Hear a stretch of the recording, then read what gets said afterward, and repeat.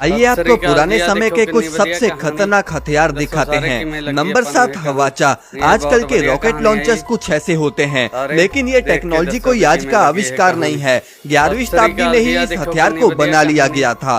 600 साल ये हथियार पुराना है, तो इसे आप कमजोर न समझना।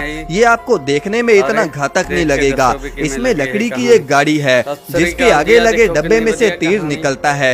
इसमें एक दो नहीं बल्कि 100 से ज्यादा तीर घातक स्पीड से निकलते हैं। बारूद से भरे हर पैड में दरअसल पटाखों की तरह बत्ती लगी होती है, जो सभी आपस में जुड़ी होती हैं, और हर तीर की अलग अलग बत्ती की बजाय जब मेन बत्ती जलाई जाती थी तो सभी तीर एक साथ फायर हो जाते थे। इसके वार से भागने का कोई फायदा नहीं था, क्योंकि ये करीब आधा किलोमीटर से ज्यादा दूरी पर भी हमला कर सकता था, और दुश्मन इस हथियार को देखकर ही भाग खड़े होते होंगे। नंबर 6 वार वॉल्फ। इस हथियार को पहले के समय में घेराबंदी के दौरान काम में लाया जाता था, और ये मशीन दुश्मन के किले की दीवारों पर बड़े बड़े पत्थर दागा करती थी।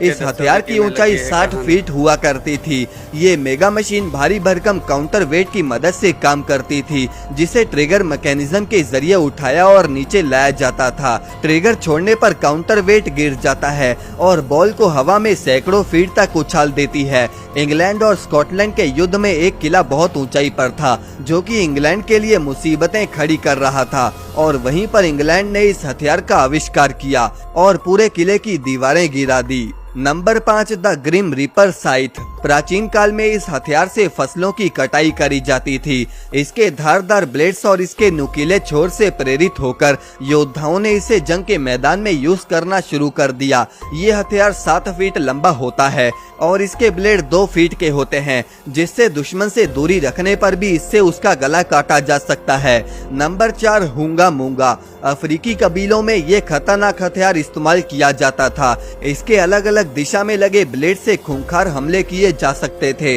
जंग के मैदान में इसे दूर से ही फेंककर हमला किया जा सकता था।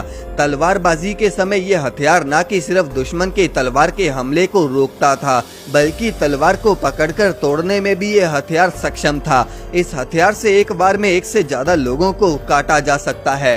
नंबर 3 बोला। इस हथियार को एक जंजीर और 2 पत्थरों से बनाया जाता था। इस हथियार को दरअसल दुश्मन के सर पर नहीं बल्कि पैरों पर मारा जाता था।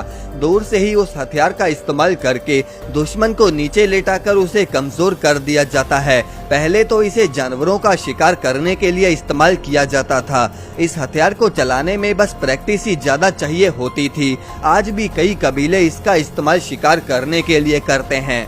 नंबर 2 ब्लोगन। दोस्तों, अब आप इस साधारण से हथियार को देखिए। भले ये हथियार एक रेंज तक ही काम करता था, लेकिन एक बार ये निशाने पर अगर लग जाता था तो ये सामने वाले की जान लेकर ही मानता था।